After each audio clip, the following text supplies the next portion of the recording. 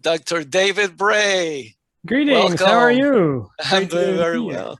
Thank you so much. I appreciate you being here on time. We were running a little bit late, but it's okay. We'll make it all up.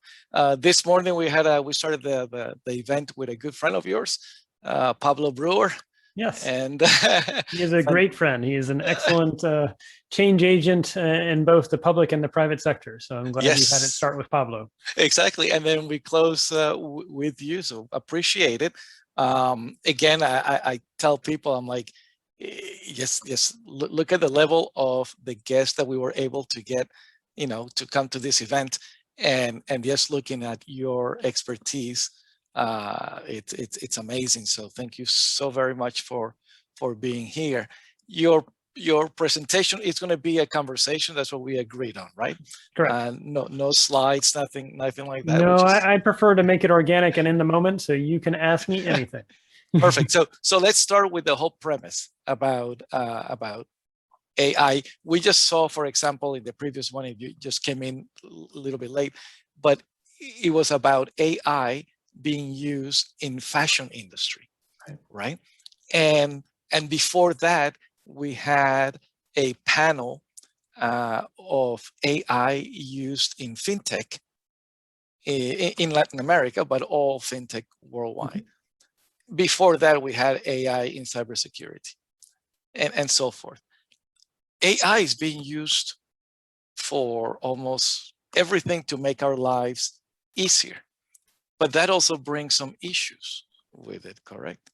What are some of those issues that right. Well, you hit the nail on the head. I mean, we are going to see in the decade ahead just about every aspect of our lives, both in terms of work, but also how we play and how we live as societies, have AI be brought into the picture. And I think the first thing you have to go back to is replace the word AI with fancy mathematics. So that's what it is. All it is really fancy mathematics. And it's built on the foundation. Most of the AI that we do nowadays is built on the foundation that you have good quality data indicative about how the world should be and behave. And where you have to make sure you're careful about it is that that data is good quality data. There are cases that we've seen in the past. There was an app that came out. It happened to come out of St. Petersburg, Russia, but it was doing people's faces, and you could hit a button, it would turn your photo of your face into a cartoon character. But the trouble was when this AI was built in St. Petersburg, Russia, the training data set was not that diverse. And so when it hit the beautify button to make everyone into a cartoon character, it would make everybody's skin lighter, which is of course wrong. That's anathema, that's not right. But that was a case of the wrong data set or an incomplete data set being used to then train the AI to do wrong things when you said change my face into a cartoon character. And so we need to make sure that as we move forward as societies, as companies, as communities to embrace AI, that the data we're bringing there is representative of everybody. And that's why I think your conference is so important, because if all it is conversations that people are having in California, we have failed. Exactly. Well, so that goes back to a couple of things. So let me start with that. What is good quality data? When you apply that to the location, culture, because culture is extremely important, right? Right. So what is good quality data is based in culture. So how can you deal with that? I mean, let me put it this way: the Netflix, on the ethical issue with facial recognition, right, that most of the American-based AI, that was my understanding, could not recognize between African Americans and white. 100%. Yeah, that's another example. But Asian AI programs, Asian-based AIs, didn't have that much of an issue with it. Right. So it's a cultural thing. It's not I don't think it's the it's partly cultural thing. It's partly, I mean, again, it's just fancy mathematics. And so I think what you're pointing to is in the United States, there was a deficiency in bringing enough data to bear so that it could identify individuals who are African American or things like that. It's not like someone sat there and said, I'm going to intentionally bake this just in. Use this one. Okay, got it. They just didn't have enough data. But another example is, I mean, right now, if you go on the web and you do a search, and there's the autocomplete function, and you do like a doctor is a he or she. Unfortunately, it's going to say a doctor is a he, and it's going to say a nurse is a she, even though we know that, doctors can be she's and we know that nurses can be he's. And so we have to recognize this technology is a reflection of our societies and our communities. And if we have past data that is either incorrect, wrong, not representative of the inclusiveness that we want going forward, then the AI itself will become biased in ways that we don't. And it's not, and the word bias in AI is, you have to be very intentional about it, because in some respects, you do want certain biases in the AI, because that's how it becomes an expert. It's how it distinguishes between a cat and a dog, or distinguishes between that's a moving car that I need to be careful about versus a trash can. But those are the biases we want. What we don't want are the social, cultural, incorrect biases that come from humans that we carry along in that data and we bake into the machine. And then we find out, there's another example of another company, I won't name the name. They had a chatbot that itself, the chatbot was not programmed to say anything racist or anything like that. But some of the trolls on social media in 24 hours fed it bad information, and before you know it, the chatbot is now racist and spewing neo-Nazi things and things like that. Yeah. That's the case. I often tell people it's like a 4-year-old. If you expose a 4-year-old to good things, then they generally speak well. You expose the 4-year-old to bad things, be careful what you get. I remember it started when my son was like 3 years old, and my brother came in to visit and meet him for the first time. My brother's playing with him, and my son almost hit himself in the eye with a branch. And my brother just, said, F. And guess what the 3-year-old started saying? So I said, F, right? So it's a data set. And it was so funny. And then my brother was like, oh my God, don't say that in front of your mother. She's going to kill me. So it's funny because before, the presentation before about, imagine this is AI in fashion, right? And you're like, why do you have to worry about, ethical or bias? Well, they finished with a fantastic thing that like you have, you on, what's his name? An actor there wearing a kilt, and all of a sudden it's a man or a woman, right? If you have a man holding a purse, it's a woman.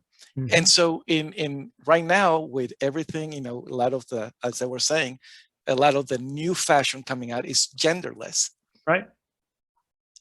And that is something that we didn't even, I never thought about AI in fashion, first of all, and then that they have to actually be at the forefront of that, because they have to be able to identify 100% all the time.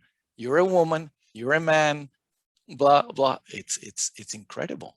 Oh yeah. It's going to raise, what I hope is that that AI and other technologies over the next 5 to 10 years allow us to hold a mirror up to ourselves and our communities and say, what about our communities do we want to be better? So I often see technology as a mirror to our very own souls in some respects. And so whether it's in fashion or things like that, it's really like, what are the values that you want to have reflected back by the technologies you use? Wow. So over here, it says that, one of the things that we wanted to talk about is, this is in Spanish now, but what is the difference between, data or set that we have from 10 years ago to now? And again, just by that last presentation, it opened up my mind. I'm like, oh my God, I didn't even think about that. Oh, well, and what we also need to recognize is we've had a very disruptive event just happen in the world, which was the pandemic. Yes. And so this actually caused massive problems for corporations that were running AI, because they expected the world of 2020 and 2021 to basically behave a little bit like 2029, just slightly different. And these seismic changes actually caused some of their AI predictions to break.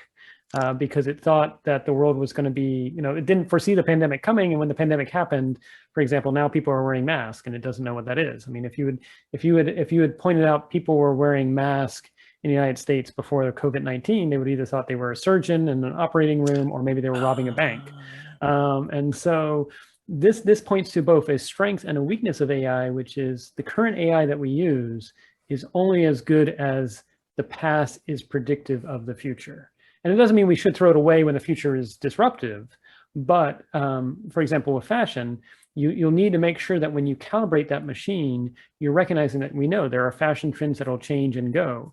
And I know of an example back in 2009, 2010, You may recall Google was doing Google flu trends, where they're trying to see if they could be more accurate in predicting the flu season than the Centers for Disease Control could in the United States, based on when people start doing search terms. And so when you start searching for, I've got flu-like symptoms, or what's a treatment for flu, they would track that and they try to predict when it's happened. And for the first year and a half, Google was more accurate at predicting when the flu season would start than the Centers for Disease Control was. And then all of a sudden it started breaking. It started predicting the flu at it was completely wrong in its predictions. And so you have to be careful with these models because they can get over-calibrated. And in this case, it was just completely off the rails. But that's, again, something that the good news about AI is we don't need to get rid of humans completely, because we still need humans to look back at the machine and say, yeah, I know you're saying that, but that doesn't match the reality we're seeing. And so I think AI is good. I look at it as it's augmenting what humans can do, because it can raise questions and say, based on the data, I'm predicting this. If you're seeing something different, then you have to ask why. But changes like the COVID, like the pandemic, it forces AI, the models, to be updated. Yes. Correct. So if you don't update, you're going to be left behind, and you're going to have a lot of issues. So a lot of these changes are good for AI, machine learning, and all this new field, right? Because it forces to be updated, to be actualized. It does force it to be updated. It also forces us to, in some respects, I think a lot of organizations, both public and private, had too many legacy data sets. Yes. So in some respects, they can just say, throw everything away. Throw it away and just do 2020 onwards, because the world has changed. And that might be a answer. You still need the role of humans, because the way that it works is that you still need someone to go through and say, let's say you're training it on this is good in terms of fashion, or this is a cat versus a dog. You still need humans to go through and specifically say good, bad, or I want more of this, I want less of this. They have to be able to, the machine itself won't divine that. You have to just expose it to a million or more examples of that, and eventually it learns how to do that. And that brings us to the infamous question, I guess, that we all get: the autonomous driving cars, right? You have all the AI, and yeah, they're going to make the decision, and then you go, okay, so the car is driving into intersection, and there's a baby or there's an older person, and now which way is the car going to veer, left or right? Right. Well, so the interesting thing about that is the way that the machine is trained is, well, one, the first is worth pointing out, that type of circumstance happens less than 0.1% of the time. Exactly. But it's worth asking, what would a human do? I mean, a human... Exactly. That's what I'm saying, right? What will a human do? Right? Yeah. I think what's interesting about driverless cars is they just have, I've seen now that they have more than 1,000 years of driving experience trained into the machine. Because it's all combined from... Yeah. Okay. Right. And it's not like a programmer explicitly goes, because I think people are used to programming where they say explicitly do X or do Y. The car's not going to do that. It's going to try and optimize a path where it creates the least danger to anybody. And it's not going to specifically, it's going to see there's a person here, but it's not going to necessarily know it's a baby. It's going to see another person here. It's going to try and find a solution where neither person gets hurt. And that may include going off the road or something like that. But the car's driving experience is vastly more than any of us as human drivers. Yeah. And again, what would we do in that circumstance? But the other thing that's also interesting is, I think that the promise of driverless cars is they'll work well in places that don't have a lot of snow or adverse weather at the moment, because the limitation is not the decision-making ability of the machine. It really is the sensors. Some of the sensors, and there's new pioneering techs coming along, don't work as well when there's heavy precipitation or snow. That will eventually be solved, but I'm less worried about the cognitive decision-making of a driverless car. I just want to make sure whatever sensors it has is robust enough to see everything. Okay, you did mention that AI needs human intervention. We need to be there. The previous conversation, the panel with the fintechs, that was one of the answers, or one of the statements that was made. It's don't worry, AI is not going to replace us. AI is not going to replace you. There still needs a human component, because at the end, it's the human that needs to make the final decision. And that's interesting, because I would say, yes, it's still going to need humans. I don't know. I think there will be probably some places where things will be moving so fast that the human can't make the final decision. Okay. I often equate it, it's you think about canines in search and rescue, we train a dog to help see if there's signs of life and try to rescue someone who's coming from a trapped building or something like that. And we let them off the leash. And that's because they have a better sense of smell than we do, or things like that. And so I look at it as ultimately AI is going to be kind of like canines, where we've demonstrated confidence that it's going to behave a certain way, and then we let it off the leash, but we're not directly telling it what to do, and we're not directly controlling it. We're just expecting it to behave a certain way, much like a canine on search and rescue. But on the question about jobs, because I think that was another thing I was going to raise when you talk about what will AI do, is will there be jobs in the future or not? The two things I can say there is, we may be going into a world where we need to work less. And that's not a bad thing in some respects, because we've had this been happening for a long time. I mean, if you go back to 1,000 years ago, most humans, in fact, almost every human, if you worked on the planet, you were an agricultural society, you were a farmer, you worked 7 days a week, nonstop, never got any real rest. And then you fast forward to the industrial age, where we shift from working nonstop to, in theory, working jobs that were 12-hour jobs or 10-hour jobs a day. You know, factory conditions weren't great, but they were better than the farms. And then we supposedly get to the post-World War II era, where we're now working 9-to-5 jobs. And so we've been in a period in which humans are having more and more free time of a sort. And maybe we're filling it with other things. And yes, I know in the pandemic, how many of us really have set working hours? But what may happen is not less jobs, but that there is actually more time to do other things, whether it's time with family, time in the community, things like that. But I do think the one thing we need to be cognizant of is, while there'll still be a need for human for a lot of these fields, the skill sets that will be needed for AI are dramatically different than a lot of skill sets that people currently have. And so I do think we have a social obligation to help train people as to make the shift from whatever job they're currently doing to interacting with an AI. And that's one of the things that Pablo said this morning, right?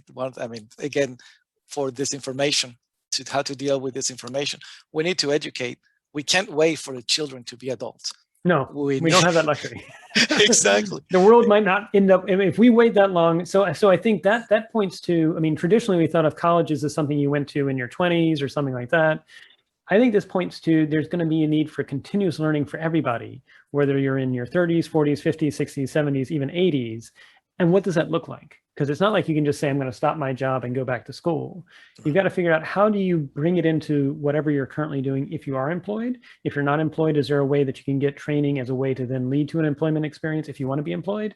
And even if you're choosing to be a stay-at-home mother or father, can you actually have something that, while you're also bringing up your children, you also have some ways to actually educate yourself as well? Because I worry that we're approaching a point where the world is changing so fast that literacy in these new technologies, if it's not made available to everybody, will create some social rifts and fragmentations that will not be good for the planet as a whole. But if right now we're so technically dependent, technology dependent, more so now than we were when you were growing up, when I was growing up. So isn't by default all, 8-year-olds or 9-year-olds already coming up with that information already as part of their? That's a good question. I mean, I think about, like, how many of us could fix an engine if it broke on our car? Not me. And I think that's what's happening, is, so 8-year-olds and 9-year-olds are aware of the technology and they know how to use it, but if it breaks, they don't have to function. No, exactly. And I think, and in fact, if you look at it, there are more, well, and maybe trends have changed, but this was about 2 or 3 years ago. There were more Gen Xers that were computer programmers than Gen Y, in terms of actually, like, knowing how the computer actually works and things like that. Now, that may have changed over time. As it is, Gen Y is twice the size of Gen X. That may be an outdated statistic, but I raise it because we run the risk that if we're not careful, we'll know how to employ the technology, but not necessarily how to either fix it or troubleshoot it, or if it goes wrong, how to address it. And I'm not saying everyone needs to know how to fix an AI. That would be weird. Right. But we're going to need a new set of professions, much like how we have car mechanics. We're going to need the equivalent of, who's the AI doctor for when your AI is not behaving the way it should be. Okay. So in the panel with the fintechs, one of the statements also that was made that I thought it was very interesting. They said that a CIO from a very big bank in Mexico, he said that most of the C-levels, new C-levels, most of them, you will look at their resume and you will see that they have done data science in the past. is that where we're heading? I mean, is that in line with what you're thinking for the future? I think it's 100%. I think data science is the new mathematics in some respects, so that you need to demonstrate, yes, you've got experience in verbal skills, you got experience in mathematical skills, but increasingly data itself as a field and how to make sense of data and how to employ, whether it's AI or other techniques to make sense of data. I can't imagine a field where that's not useful, is what I would say. Okay.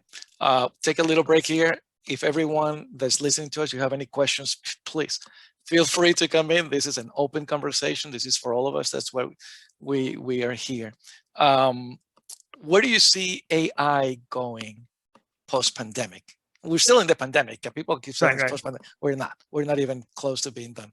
Where do you see AI going? Because I see that AI has been changing a lot. It's causing a lot of changes. Yeah.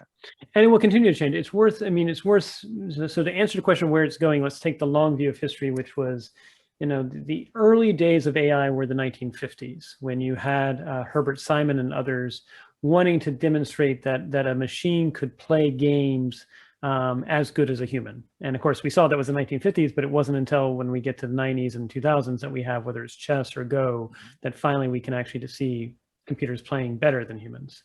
But that was the first wave. And then there was a bit of an AI winner. And then the next round of AI was in the late 1960s, 1970s, which was doing what was called expert systems. The idea that you could spell out rules for systems that would be as good as a top 1% expert in a field. For example, the top 1 cardiologist, top 1% cardiologist, or the top 1 doctor or cancer oncologist. And so expert systems and decision support systems, that was the next wave. And then there was a bit another winner. And now this third wave we're in is machine learning, is a subnet of AI. And it's the idea that you don't explicitly tell rules to the machine, instead you feed it data. And so where will the AI activities that we're seeing on the planet go post-pandemic? So I think there's going to be 3 things that happen. First, I think there will be an increasing link between AI and automation. And what do I mean by that? Well, you can have AI systems that are not automated. This is the human in the loop part, or that it's an assisting a human. But already we learned from the pandemic that there's going to be cases where you want automation to happen because maybe humans can't get together, or you want the factory to keep on working if humans aren't there. Now, you can have automation without AI. That means you've just explicitly told the computer what to do. But I think the linking of AI and automation is going to accelerate. And this is where people start to get worried, because now you've got a machine that is able to optimize its own goals. It might do things that you don't foresee. You know, on a more unfortunate note, there was a report that earlier this year, there was a case in which, this was in Africa, that supposedly a drone with computer vision capabilities was used to both hunt and track down someone that was ultimately killed. And that was a case of an autonomous drone with computer vision that was AI capabilities. Clearly, that's not the world that we want, but we need to be aware of that as we see the linkage between AI and giving something free autonomy, what does that look like for the world? So that's the first trend. The second trend is what's actually sort of an extension of that, which is AI process control. And what does that mean? Well, it means there are actually times when you can actually have the AI watch what you're doing. Maybe you're building something, maybe you're manufacturing masks, or you're manufacturing parts for a car. Or for example, there's already an activity going on in Stanford where it watches what surgeons do. And if it watches enough surgeons do something, or if it watches enough people build something, then it actually figures out what the steps are itself. You haven't explicitly told it, but it learns that this is a procedure that you do, or this is how you make this part, or this is how you assemble an engine. And then it can tell you if you're deviating from that. So I've seen demonstrations already where you use computer vision cameras to teach it how to make a mask for COVID. And then your own phone could actually watch as you assemble this mask and say, you know, you missed a step there, or you did something wrong, or it's out of tolerances, and then here's how to fix it. And so the AI is actually, in some respects, I won't say supervising a human, but it's at least coaching a human as to what normalcy looks like. And you can imagine this in medical sessions where you've now taught the machine, because it's now watched thousands of hours of surgeries, and it's actually started to do them as well, that could be there to assist the doctor in case the doctor is by his or herself and they need somebody else to assist. Now the machine can assist the doctor as well as thousands of doctors around the world. So we're no longer talking about replacing AI, let's say replacing low level. Oh no. Medial. Now we're more advanced now. That's more scary. Oh, I would say if I was a doctor and I wrote repetitive things, I would be a little bit worried. I'd want to go into a field that has never the same day, the same, I want to have variety in my field. That's a way to future-proof yourself. But yeah, Okay. There's also been efforts for real estate law. Real estate law, you could teach the machine what the rules are and the interpretations are. So it's not necessarily, so that you could actually go, and in fact, some law firms around the world have already invested in AI to do their first load of cases. And then if you want to pay more for a human, you can. But the first thing will be the AI will at least triage your case and make recommendations. And if you need to, then the human can get involved. So we're talking about real estate. We're talking about legal profession. I mean, financial, most things financial that are rote and repetitive, yes, I would say by the end of the decade will be handled by some form by AI and automation. And then medicine as well. And then that gets to the last point, which is I think will also at some point in time, I can't tell you exactly when, we will be surprised at how fragile the current wave of AI is. And what I mean by that, so it has huge promise, but again, as I already mentioned, it's only going to be as good as the data set given to it. And so it's not like you can take an AI that's been trained to be great at helping with surgery and all of a sudden plop it into a financial environment and have it try to make recommendations on finance. It just doesn't have that data. And so I think there will be some things where we identify unexpected social outcomes simply because we thought we were treating the AI as if it was human, when we forgot that it actually has the limitations of fancy mathematics. So, so that's a good question here. I'm getting some questions here. If AI, in this case, they're calling it machines, which I'm like, let's just call it AI. If AI replaces some of these things, we're going to have some changes, major changes being done in other things, more specifically salary, stuff like. So now it starts to affect, having a literal effect on salary, on finance, how organizations are going to start taking care of their people and so forth. I mean, a lot of ramifications for the. Oh, massive. And I think you hit the nail on the head. I mean, that's a wonderful question. And it does point to, if machines are now participating in the workplace, who gets the value that machine that's been using AI has extracted? Is it the person who built the machine? Is it a person that curated the data set that's been fed to the machine? Is it, and then also who's responsible if the machine does something wrong? I mean, who's the lawsuit against if something goes wrong too? That's another question. Exactly. But I do think that if we're not careful, we could end up with a world in which only a handful of people are running algorithms that are trained against this data set and they're extracting massive value from it, and the rest of us are not. What I would like to see, and I'm a big believer, and we've been advocating this at the Atlantic Council, is this idea that since data is so important to train these algorithms and to train these AIs, there should be some way that you can actually receive value for contributing data to the machine. So if you contribute data to improve a financial trading algorithm, there should be some way where you can get value back from it. If you contribute value to teach a medical algorithm or teach a surgical algorithm, then you should get some value back for that too. And that's only going to be possible if we do these things called data trust, where you have the ability to pool some or all of your data that's about you or about what you're doing in this data trust. And then there's some way to make sure that the community gets a receipt of data back from that. And so I raise that because you don't see these conversations happening. In some respects, we don't have the right level of conversation is not happening yet as to how do we make sure that the world we go into is not just only a very few extracting value from AI, but instead as many of us as possible, including thinking about salaries, thinking about compensation. And what does that mean? Do we need to think about universal basic income or not? That's a completely different thing, because then again we go back then into the cultural thing. Yes. Right. What it's okay in certain areas. I keep going back, and you said data trust, and I keep going back, data trust, data validation, that the data set has to be validated. The data set is huge. Who is validating? It's easy to say it has to be validated. Can we use AI to validate data that AI is going to? That's like having a snake eating itself. That is a bit. I mean, so yes.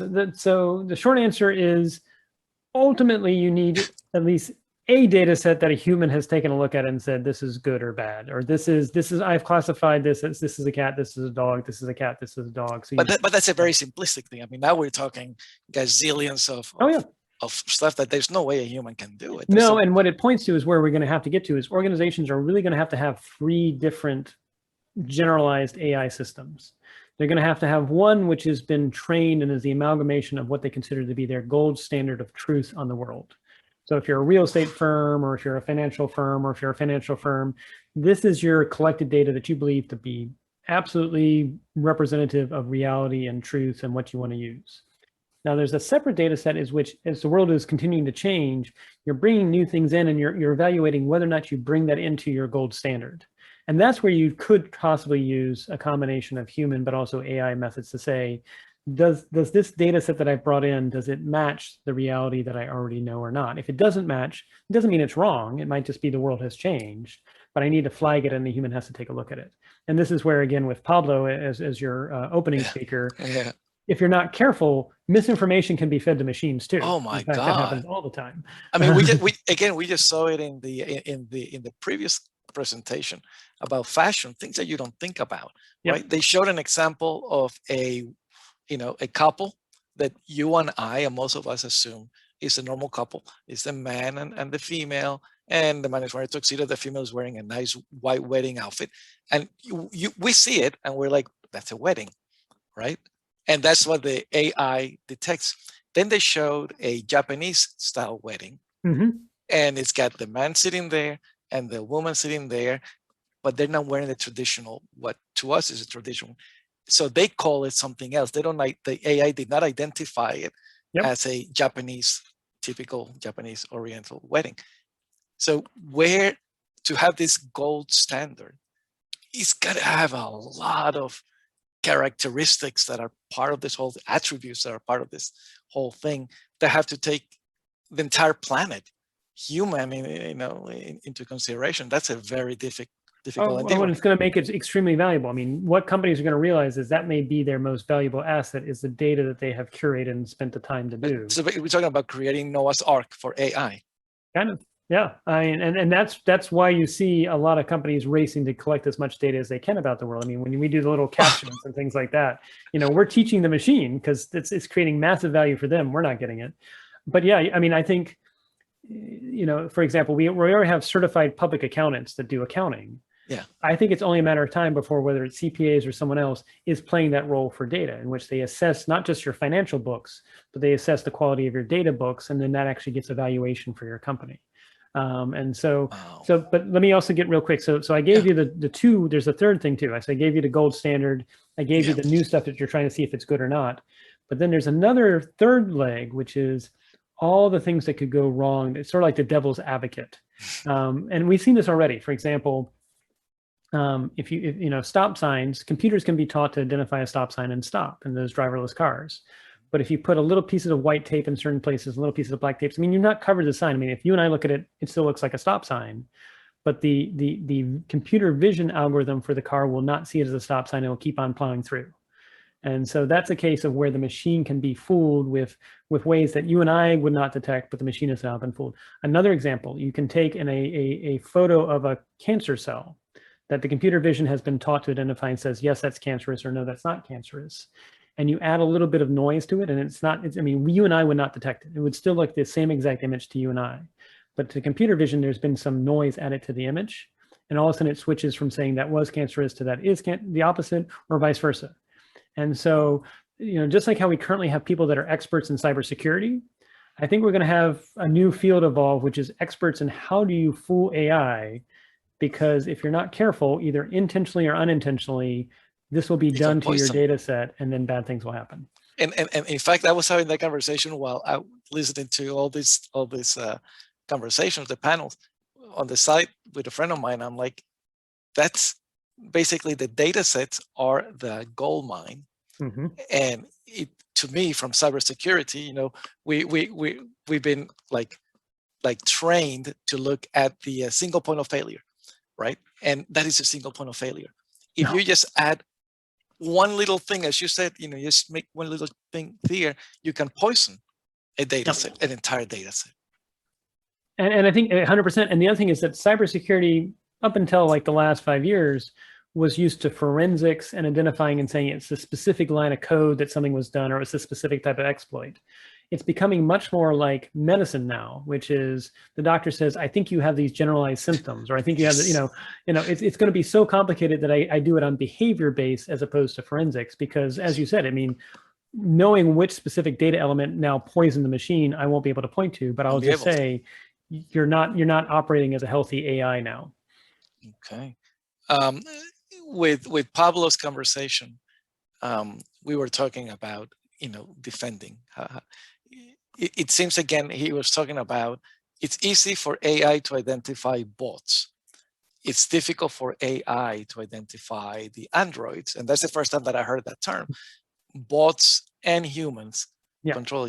How do you, AI? So that I told, and I told Pablo, I said, so it means we already, as regular people, we're already behind the ball. As with everything else, the attackers already 2 or 3 steps advanced in front of us, because they already identify, what works, and then it's like, oh, but if they're going to do this, we need to move it up this way. We're just catching up to detecting a bot. They're already talking androids. Oh yeah.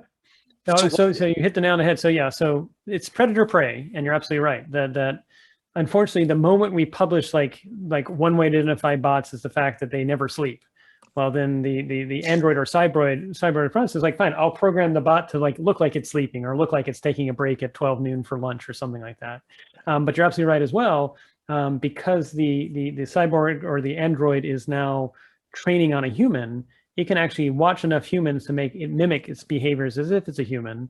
And then what's even worse is when a social media account is trying to be taken down and say, well, that's not a human account anymore, they'll briefly put the human in and say, no, I've been here all along. When of course they haven't been all along. And so it creates very thorny issues in terms of how do you identify what is authentic behavior versus inauthentic behavior.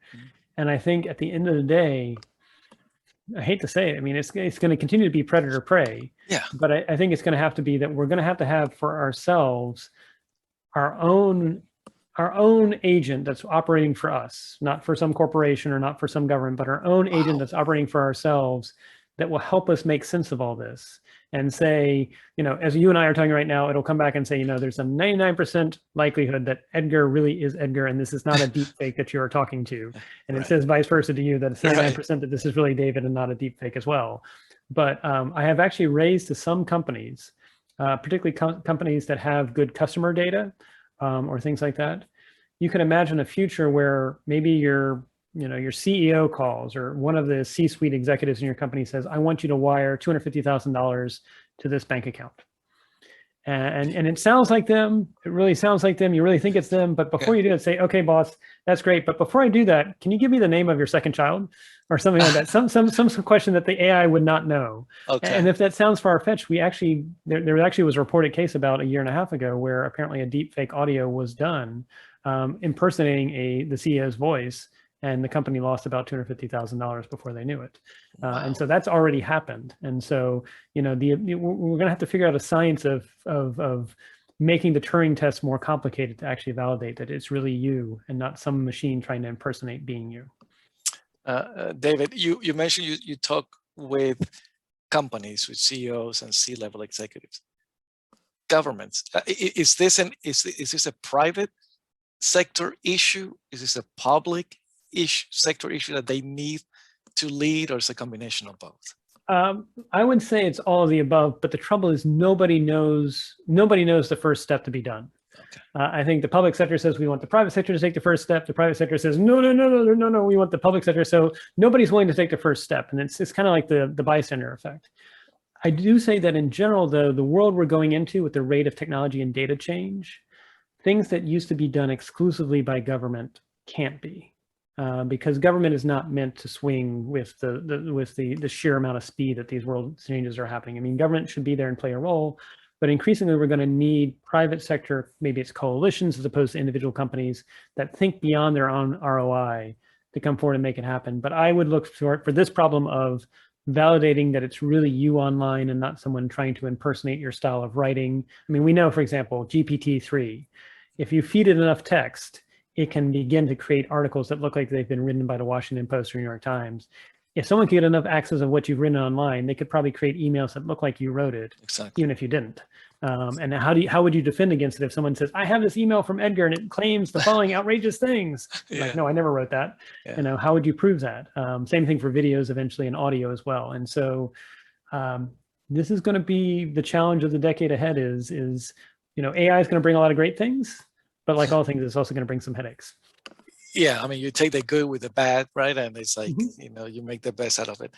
You talk about in your description in our conversations about a change agent. Yes. What's a change agent? Well, so I define a change agent that is any one of us who is willing to step beyond the status quo. So the first step is you have to be willing to step beyond the status quo and then illuminate a path forward, a positive path forward beyond yourself. And so you have to be willing to think beyond yourself. You have to be thinking about others as well. And it's not just enough to sit there and say, I don't like X or I don't like Y. You know, there's so many people that just sit on the sidelines.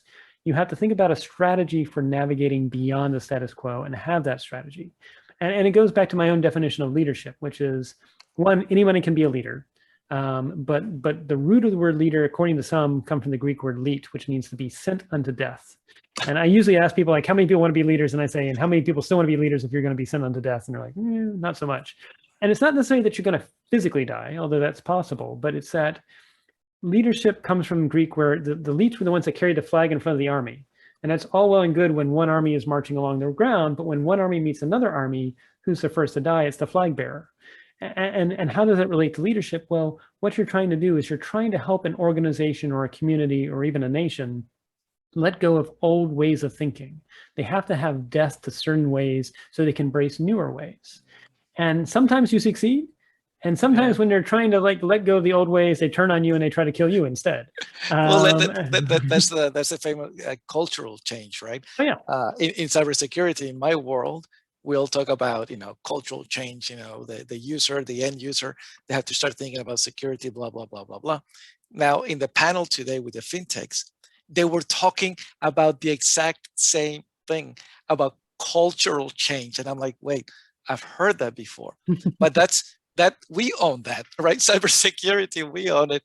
And then they were like saying the same thing. It's like, if we have a good idea for an AI, to use an AI, we need to make sure that the organization understands why it's a cultural change. And then they mentioned a meme that said, you know, you're in a room with 10 people, and then you're like, how many how many of all of us, how many want to change the culture? Oh, yeah. And everyone raises their hand. And then the next question, how many of you want to change?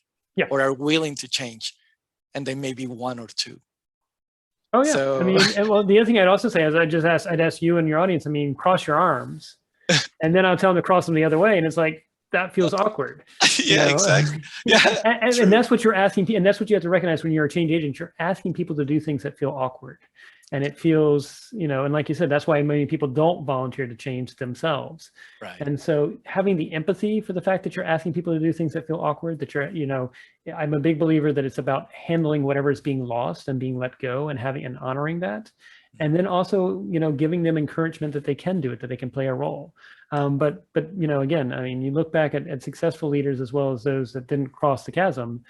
Oftentimes leaders are undone by their own support base, because their own support base gets to the point where they're just like, you've asked me too much, or this is too awkward, I'm not willing to go there. You mentioned culture change too.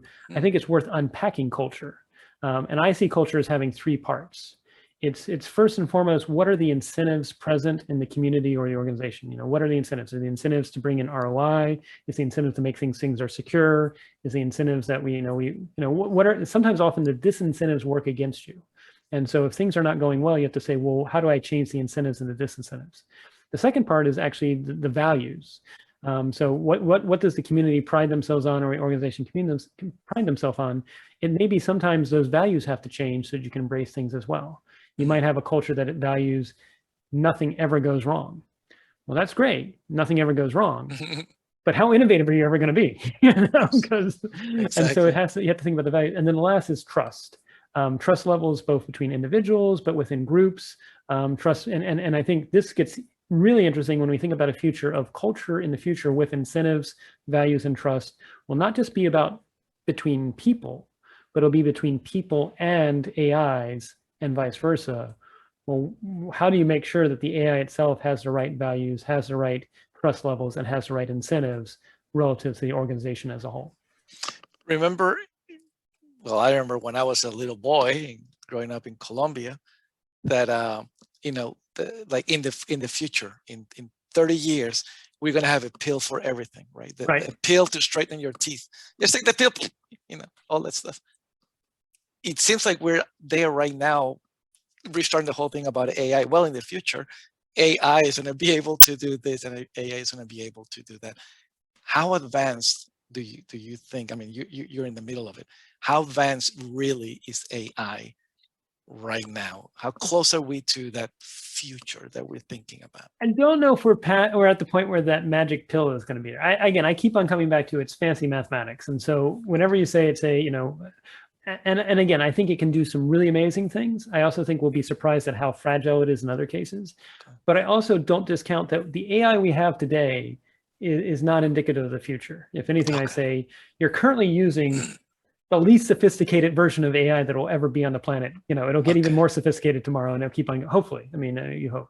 And so I think we'll go through dips and waves. I mean, we may have another AI winner, and then something new will come along, or someone will figure out a new technique. What I'm watching with great interest is two things on the horizon. One is, there's increasing advances in quantum computing. Yes. And without going too down the rabbit hole of quantum computing, it allows you to do things that normal conventional Van Neumann machines just can't do.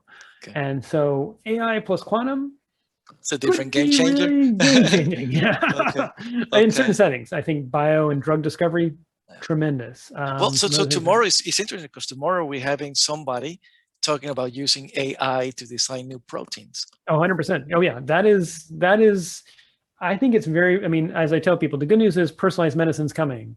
The challenging news is personalized medicine's coming, which could also be personalized poison, but that's a different conversation for another day.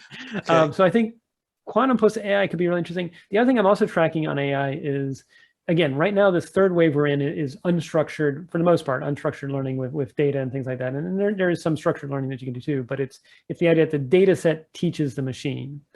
I think the future is going to be some combination of the data sets teaching the machine, but also certain rules being done explicitly by the human. And this combination of rules plus data. I mean, you look at how 4-year-olds and 5-year-olds learn. Yes, they're very exploratory and they're learning their environment, but it also needs us as parental role models to say, yeah, don't do that, or don't do that, or don't do this. So it's funny, because again, I go back then to the previous talk about fashion industry. Fashion industry. First of all, that's why they came on the show, and I invited them on the show, because I'm like, I never thought of AI in fashion. Oh, it's massive. And what you just said, it's incredible, because again, teaching, and they were talking about how to remove the bias from a photo, right? So if you want to identify a purse, right, they're teaching the AI to identify special characteristics of what a purse may look like. Yep. But definitely do not look at the person's face or characteristics of the person, because it has nothing to do with what a purse is. Yep. 100%. And I think that's where the role of humans, I mean, that's again, like how we as parents help children learn values. And we say, there's certain things that you should not, even though we know that people have different talents and abilities, we encourage children to treat all people as equal. And that's something where we come in and say the rule is treat people as equals, even if the world itself is we're all varying shapes and sizes and things like that. So. But example, a few days ago in the Olympics, right? The certain athlete from a certain country refused to fight an athlete from Israel. And to most of us, it's wrong. But to him, it was the right thing to do. That is his culture. That's what he was taught. Yep. Who's wrong and who's right then? So how can we make AI identify those scenarios? So what you've hit on is we've had 3,000 years of human philosophy, and we still haven't been able to figure out a universal value set. Yes. Yes. And I think that's what you're going to see. Is I think you're going to see different AIs embody certain values, Okay. incentives, and trust levels. And that is going to be indicative of humans. As long as we have humans, I mean, as far as I know, the only thing I've ever been able to get to on universal is do unto others as you would have them do unto you. And I think that is the only, but again, my definition of what I would want done to myself may be different than your definition. So I have to be cognizant and aware of that. Well, again, right, you're going to into the personal bias Yep. and personal likes and dislikes. Yep, and that's where I keep on coming back to. I envision a future because I do think we're going to face a very real tension in the decade ahead, as these new technologies are super empowering people to do things that only large nation states could do 40 or 50 years ago. And I like, the good news is you can do what the CIA did 40 or 50 years ago. The bad news is you can do what the CIA did 40 or 50 years ago. So you wonder why we have questions about what photos from space can reveal, or what drones can do, or misinformation, disinformation. I mean, we're super empowering people to do things that are unprecedented. And the only way that I think that we get through this without becoming an autocratic surveillance state, which is something I don't want. I'm not for that. No, exactly. Is we have to empower people to have their own AI for themselves, and basically teach the AI what their own personal preferences are. And if someone tries to do something to you that you have not given your permission for, like maybe they're trying to beam ads to you that you've not given consent to, or maybe maybe you're walking through and there's a perfume shop that's trying to give you odors, but you don't want to have the odors. The machine takes care of it and removes it relative to your preferences. Now, that could be anarchy, but at the same respects, it's I look at it as an inversion of, instead of do unto others as you would have do unto you, I would have do unto others as they give you permission to do unto them. And so it's the idea that it's actually, instead of governance and security being done by the nation state or the community, it's being done by your own personal assistant for your physical and your digital person. So AI to make our lives better. I mean, that's ideally, yeah. Okay. And at the same time, retain some degree of freedom that doesn't encroach on the freedoms of others. Okay. And then we only have 5 more minutes. I told you this conversation was going to go very fast. It was extremely fast. Where do you see AI going? Are we going the right path? Do we need a lot of help? How many years you think we're going to be where we're like? I think we need more time to reflect, but the trouble is I don't think we're going to get it. So I think we have to make we're learning as we go. Okay. We are learning as we go. And I think that's where, I mean, I tremendously enjoy the conference that you're doing. I mean, anything we can do to try and get more inputs on this from diverse perspectives. Because if it's only a few singular perspectives, then the world's not going to end up well. It's going to only represent some people's version of reality. Yeah. But I do think we need more time to reflect, because these are second and third and fourth order effects that we are just beginning to understand. And like all things, I often say, you solve a current problem only to discover that now reveals other problems that need to be solved next. And so I think we need to figure out, how do we make sure we steer this to as many beneficial solutions for as many people as possible, while being aware that there will always be future problems that we have to solve too. Okay, but it's within our grasp to make sure that happens. 100%. And one of the phrases that I sort of in an optimistic note is, one of the things I always try to encourage people wherever I go is to be bold, to be brave, and most importantly, be benevolent. Okay, fantastic words, Dr. Bray. Thank you so much for being with us. Really, really appreciate the time. It was very enlightening. Wow, a lot of information, a lot of very good things to think about. So thank you. Really, really. Well, thank you. And thank you for a wonderful conference and what you're doing. And if there's any way I can help in the future, just let me know. Absolutely. Thanks. Thank you so much. Take care. Bueno, bye-bye. Bye-bye. A todos, de verdad, muchas gracias por acompañarnos. Terminamos la primera sesión de Congreso de Inteligencia Artificial. Lo esperamos mañana, tempranito, 9 de la mañana, hora de Colombia, 10, creo que 10 Chile, 11 Argentina, Brasil, cuando comenzamos con Eli Dado de Deloitte. Así que acompáñenos. Felicitaciones a todos, felicidades a todos y muchas gracias. Hasta luego.